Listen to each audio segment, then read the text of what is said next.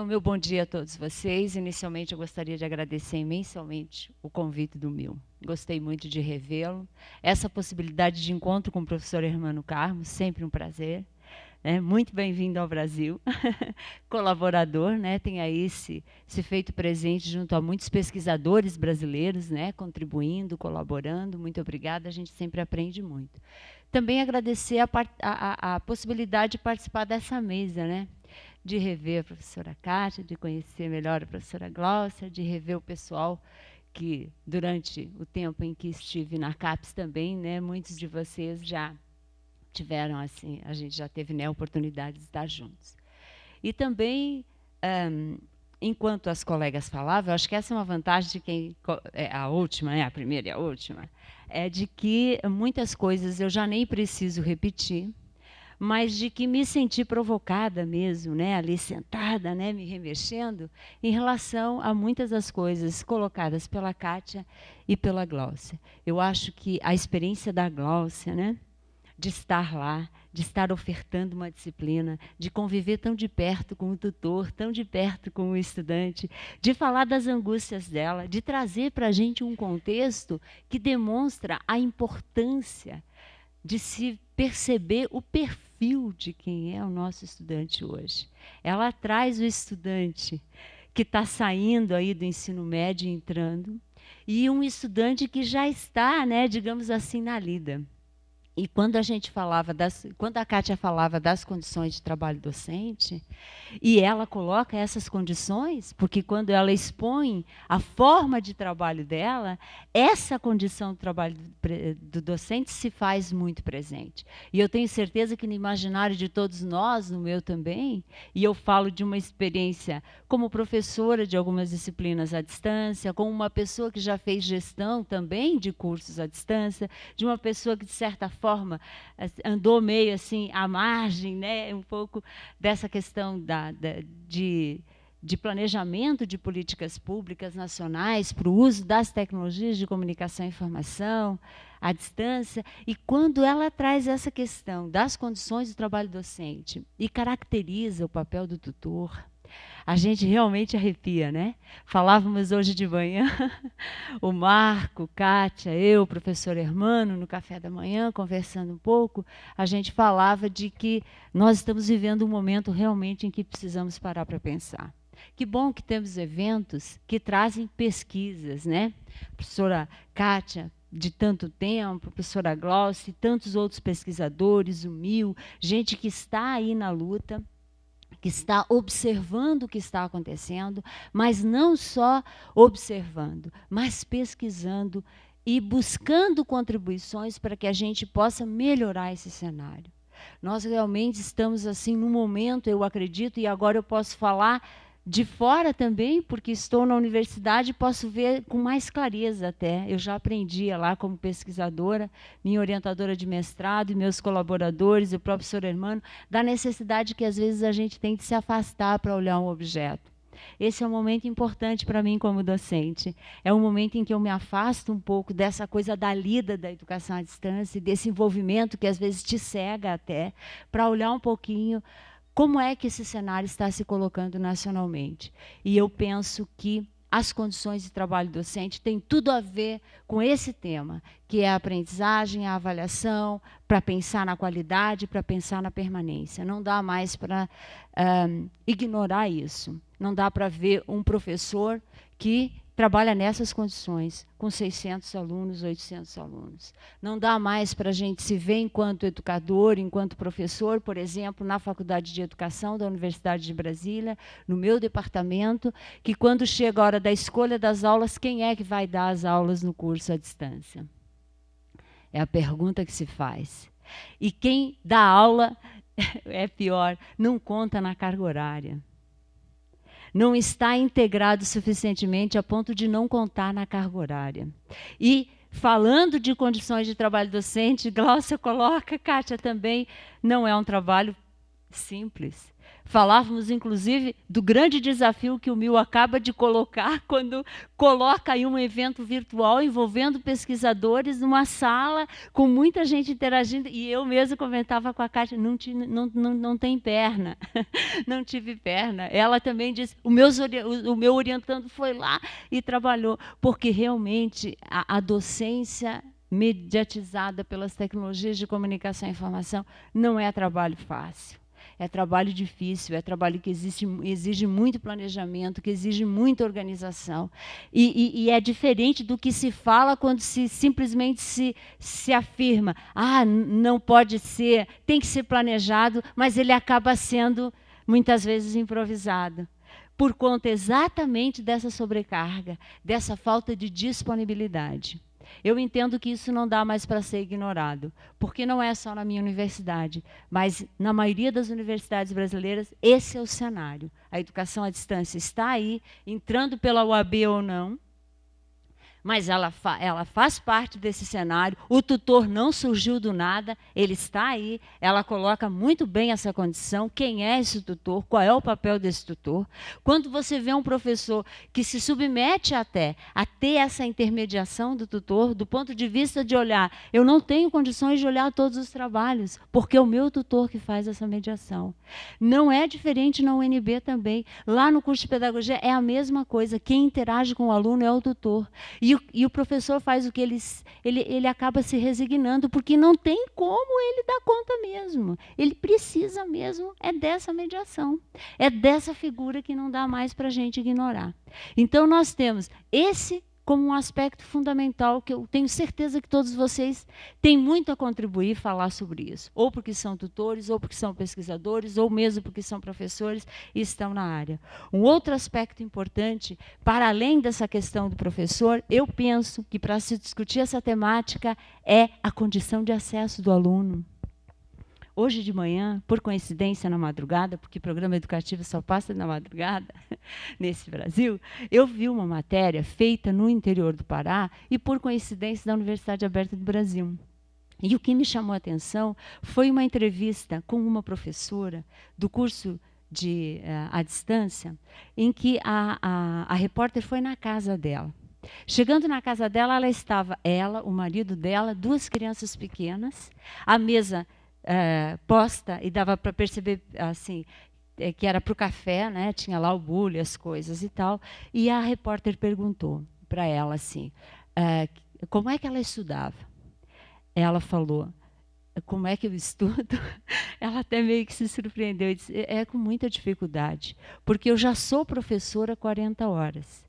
E eu sou mãe e dona de casa. Então, eu chego em casa, eu faço tudo em casa e depois das 10 da noite eu me sento. Mas que bom, você tem internet? Não, eu não tenho, porque aqui não tem. Mas e daí como é que você faz? Daí eu pego o material impresso que eu tenho aqui, estudo e faço. Mas e aí como é que você interage lá no fórum? Eu tenho as amigas, as professoras vão, me ajudam. E às vezes eu vou num local ou num cybercafé, me sento e respondo as questões lá do fórum. E assim ela está tocando o curso dela. Eu me perguntei, né? Olha a dificuldade. Aí a repórter perguntou, e você perto para você poder acessar a internet? Ela falou, não, eu viajo 4 horas para chegar a um lugar mais próximo onde tem a internet. Isso é agora, nós não estamos falando de muito distante. Não é uma realidade muito distante da gente, não. Então, essa condição de acesso do estudante também é uma condição complicada. Ao mesmo tempo em que você tem um menino andando pelo campus, falando sozinho, aquela loucura toda que tu pensa, o que está acontecendo, né? Será que, né?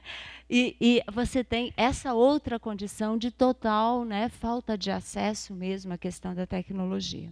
Então, eu penso que os contextos sociais, culturais, econômicos, ambientais, que envolvem tanto o professor quanto o estudante, são, no meu entendimento, assim, aspectos fundamentais e que têm a ver com essa coisa da qualidade, da permanência e tudo mais. Eu tive a oportunidade de participar da banca de 2 trabalhos muito interessantes. Um sobre autonomia e outro sobre a questão da cópia e do direito autoral. e gostaria de fazer uma referência aqui.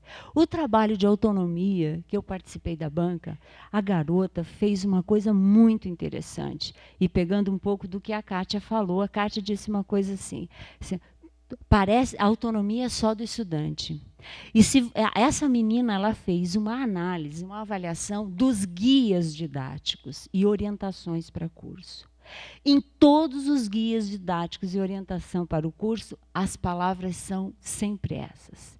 Nós precisamos desenvolver a autonomia do estudante. Não, o estudante é autônomo. O estudante, ele quase que aprende sozinho. E isso é o ponto alto e chave. Todos os guias, materiais, autoinstrucionais trazem exatamente essa visão. Essa menina fez uma avaliação desse material e pegou um curso na universidade dela e fez uma entrevista com os estudantes e com os professores para concluir que é o seguinte, na verdade, a autonomia ela tem que ser desenvolvida já nos materiais produzidos para a EAD, não só nos materiais, nas orientações, nas atividades de aprendizagem, porque as atividades são armadilhas em se tratando de avaliação. Às vezes, os enunciados são tão doidos, com perdão da expressão, que nem o professor sabe exatamente o que ele quer. Aí o aluno produz um texto de até 3 páginas que, tanto para o tutor quanto o professor, eu não sei como avalia. Sinceramente. E o que se quer avaliar? Que também eu penso que é uma coisa que tem que ser parada para pensar. Normalmente, a gente pega as práticas já do nosso cotidiano presencial, principalmente em relação à avaliação, e simplesmente põe numa distância. E aí você vê, na área de exatas, por exemplo, eu que coordenei cursos na Federal de Santa Catarina, de Física, Química, Matemática, a tendência, inclusive, são os exercícios. Sabe as listas de exercício? As mesmas listas de exercícios jogadas no ambiente virtual. E aí uma consequência óbvia, a cola e a cópia. Por que 90%, 80% muitas vezes de cópia? Há muitos estudantes à distância que, diante dessa possibilidade, hoje, inclusive, pagam pessoas para fazer os trabalhos. Chamam outras pessoas para fazer, porque nós não conseguimos mudar a lógica. A gente não entendeu que o contexto, e me coloco nessa condição, é outra, de ensino e de aprendizagem. Quando você tem uma mediatização, seja de um ambiente virtual, de um livro, de um vídeo, de qualquer coisa, isso muda completamente a relação. Quando você tem um estudante desse tipo, com essa dificuldade de acesso, quando você tem um professor que tem esse suporte, que é de tutoria e da precarização das próprias condições dele, essa relação ensino-aprendizagem muda. Então, eu penso que isso é uma coisa importante para a gente ver. Nesse sentido, e pegando um pouco, eu pensei em trazer uma contribuição ultimamente. Na verdade, quando eu já fiz o meu mestrado, a minha orientadora foi a professora Maria Luísa Belloni, e a Maria Luísa Belloni tem trabalhado muito essa questão do uso da tecnologia na educação. E ela tem trazido um conceito que é um conceito que, assim, não está totalmente ainda, eu diria que eu estou aprendendo sobre isso, que é mídia e educação. Um conceito que ela está trazendo, que eu penso que é um conceito importante, que eu queria mostrar um pouquinho aqui para vocês, porque eu penso assim, diante de toda essa diversidade e dessas dificuldades apontadas por aqui, por todos nós, qual seria o caminho, então? Como é que a gente pode superar isso? Como é que a gente pode ir para frente? Eu penso que é nos respaldando teoricamente, que é estudando mesmo, né? Onde está aqui, né? Isso. E aí, se você olhar a questão da avaliação, você tem vários pontos de vista. A questão do próprio acesso, a questão da qualidade e a questão do sucesso.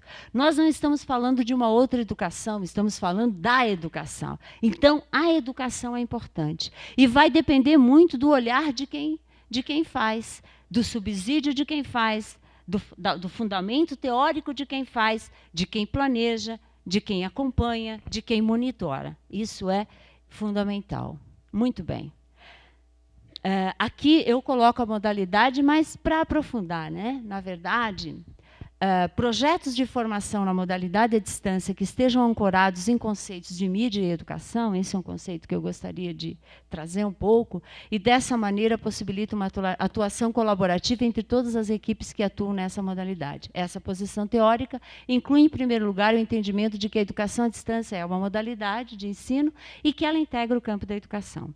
Você pode até questionar alguns aspectos acerca da modalidade e tudo mais, mas você não pode negar a importância de termos uma atuação colaborativa de todas as equipes. Vejam assim, aqui que ninguém viu um professor sozinho, um tutor sozinho, um estudante sozinho. E uma instituição sozinha. Kátia lembrou bem do Moore. Então, é preciso que a gente realmente tenha uma equipe por trás para que a gente possa fazer essa questão da educação à distância na perspectiva de uma educação de boa qualidade. A Maria Luísa, quando ela traz o conceito de mídia e educação, ela traz alguns aspectos que eu gostaria de deixar para a gente pensar. O primeiro deles tem a ver com a inclusão digital. Veja o caso que eu contei dessa professora do Pará, que tem toda essa dificuldade e o curso dela todinho foi planejado para ser online. Todo. A riqueza do hipertexto, a riqueza da pesquisa, a riqueza do vídeo do professor está no online. Entenderam? Isso é uma coisa importante. Então, a Maria Luísa, quando ela traz essa questão da inclusão digital, ela fala da apropriação dos modos de operar essas máquinas que podem abrir as portas. E aqui eu vejo um grande papel da EAD, que é da cidadania e da melhoria da qualidade de vida das pessoas. Isso eu penso que é muito importante. Outra questão é a própria dimensão objeto de estudo, que o Nelson Preto já traz lá da década de 80, de você olhar essa tecnologia de outra forma e ver, assim, por exemplo, um ambiente virtual, como a professora Glossa apresentou, com N possibilidades, com N, digamos assim, experiências inovadoras de ampliação da própria construção do conhecimento. Então, uma leitura crítica dessas mensagens, ampliada agora, né, por vídeo e tudo mais. Uma outra dimensão que ela traz é a dimensão meio de expressão. E aí, como expressão de cidadania, de uma pessoa que tem direito a esse acesso, porque há ambientes riquíssimos sendo elaborados. Eu conheço experiências maravilhosas. A própria Kátia falava dessa experiência do Japão e ela disse que é uma experiência riquíssima, muito tecnologizada, uma experiência que tem um outro público. Mas quem é que está tendo acesso a isso? Na educação, como é que isso está sendo utilizado? Então, eu penso que essa dimensão das possibilidades que as tecnologias de comunicação e informação apresentam, elas podem ajudar nisso, num exercício de cidadania mesmo, em que a própria sociedade civil, a partir de projetos educativos formais e não formais, se aproprie e se utilize, nesse conceito de mídia educação. E uma dimensão que é uma dimensão de ferramenta pedagógica mesmo, aplicada às situações de aprendizagem, levando em conta, é óbvio, a questão da interação. A Maria Luísa, ela está com um artigo num livro muito recente, agora de 2012, de um grupo de pesquisadores da Federal de Santa Catarina, só baseado em experiências com o uso de tecnologias na educação. E eu dizia para a Kátia ontem que um dos textos é o texto dela, em que ela faz uma retrospectiva da entrada das tecnologias na experiência dela como professora. Primária, lá na favela, como é que entrou as primeiras experiências com a televisão, com o quadro, com o material, depois ampliando isso e tentando entender um pouco, fazendo uma crítica das mensagens televisivas e de que ela se depara com um aspecto bastante importante que eu queria também chamar a atenção de vocês. De que essa questão do poder econômico, essa questão dessa lógica capitalista também, que, de certa forma, atravessam os processos educacionais nos impede, eu acho que assim, frontalmente, de dar acesso e de democratizar efetivamente as tecnologias de comunicação e informação.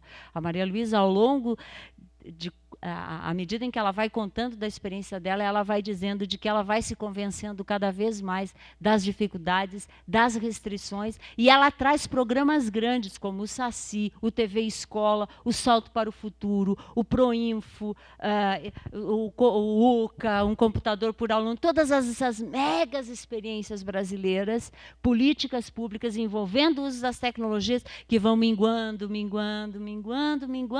e que a gente, né, acaba aí pesquisando também. Então, isso é importante. Aqui eu trago eu também conheci nos anos 80, início dos anos 90, uma professora chamada Terezinha Saraiva.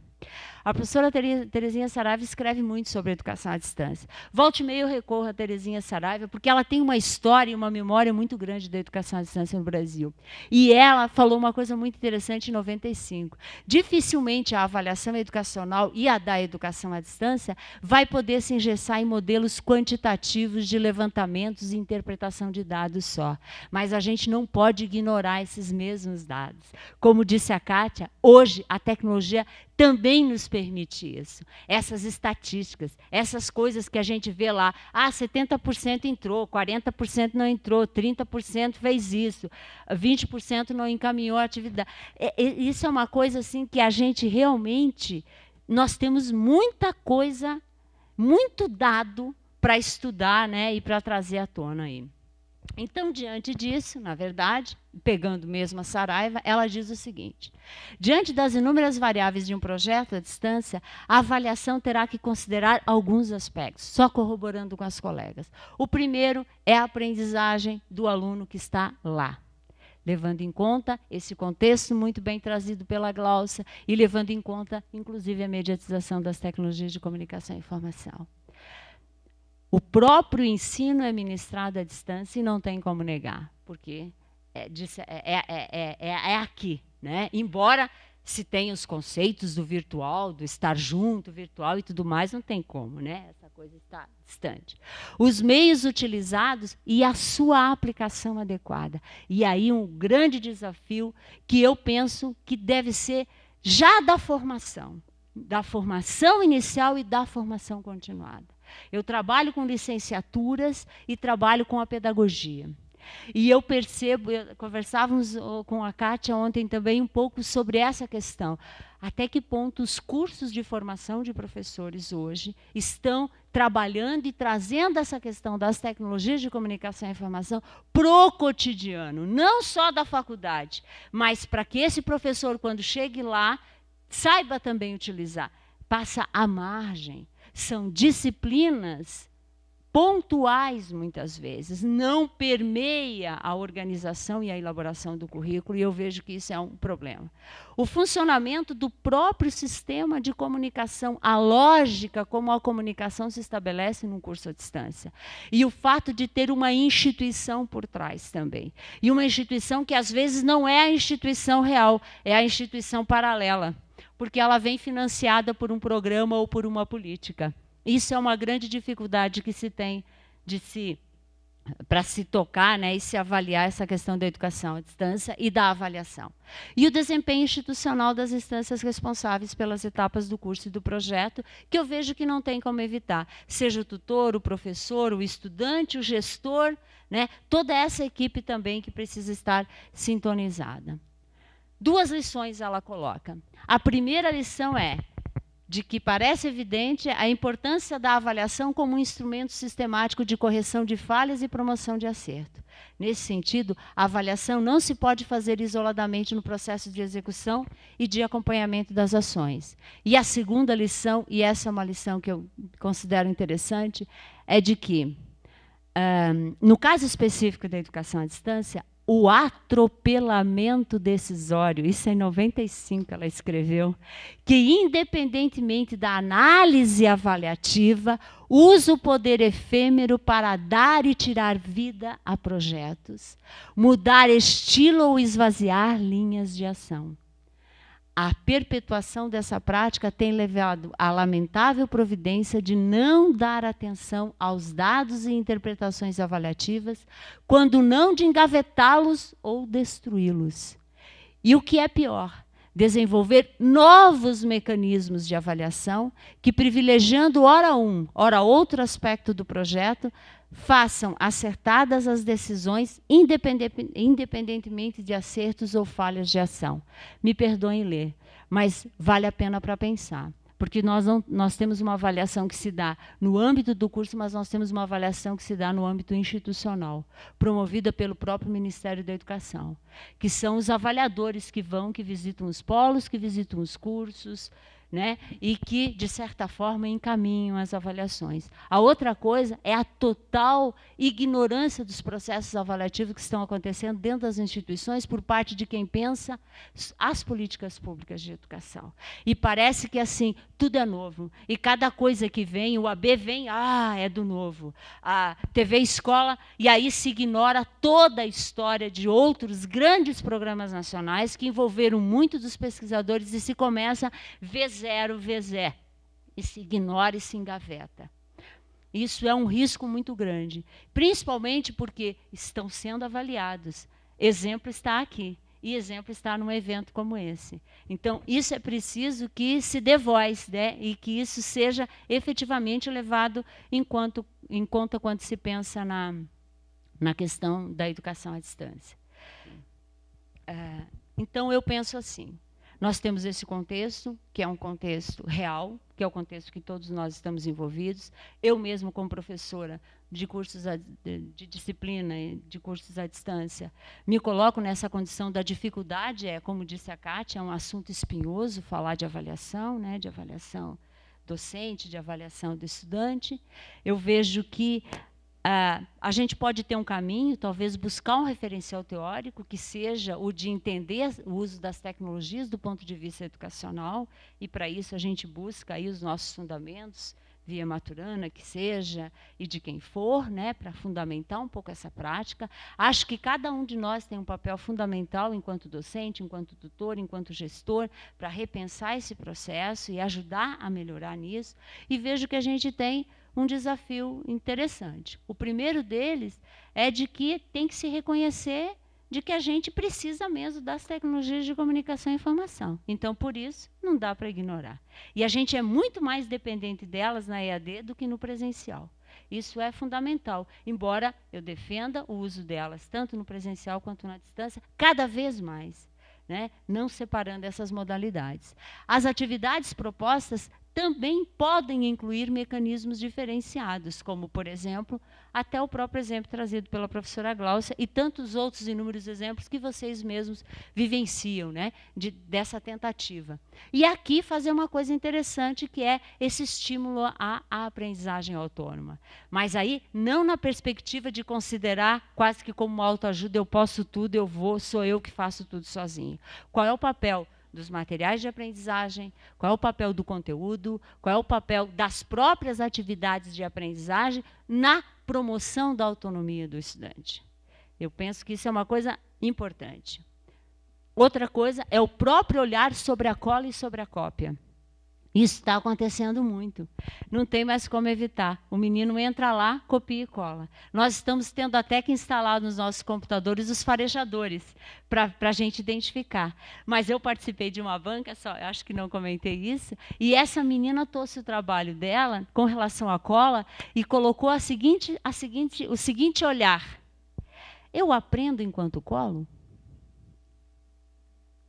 E ela trouxe uma coisa muito interessante, que me lembrou os meus tempos de escola, em que, quando eu chegava atrasada, a professora mandava para a biblioteca para copiar. A gente abria o livro e a professora, para castigo, mandava copiar, eu sou mais antiga, 2 ou 3 páginas de texto direto, e a gente copiava. Né? E a menina se perguntou, eu aprendo enquanto colo? Será que a cola pode ser simplesmente considerada como um plágio? E um desrespeito ao direito autoral? A menina mostrou numa atividade que a intervenção docente foi fundamental para descaracterizar a cola e levar o estudante, apesar da cola, a aprender. Mas teve que ter ali uma intervenção, que não foi só daquela você copiou. Mas daquilo que você copiou, o que você pode trabalhar. Apesar de dar um certo trabalho professor, mas é uma coisa importante. Já terminei. Para a gente poder conversar agora, que eu acho que vai ter um momentinho, né? Um minutinho. Como ressignificar os conceitos e concepções de avaliação na educação, e aí é na educação como um todo, porque os problemas são os mesmos, né? Quais os reflexos da avaliação sobre o processo de ensino-aprendizagem na educação à distância? Fica aí uma pergunta para tantos pesquisadores, né, responder. A avaliação pode contribuir para a qualidade, para a permanência, para o sucesso do estudante à distância? Né? Pode? E se pode, de que forma? E mais uma sobre a própria autoavaliação, que é um aspecto e um olhar importante da educação, que é a autoavaliação, não só do estudante, como do docente. Como é que ela pode ser promovida? Uma contribuição pequena, espero não tê-los cansado e agradeço muito a oportunidade. Muito obrigada.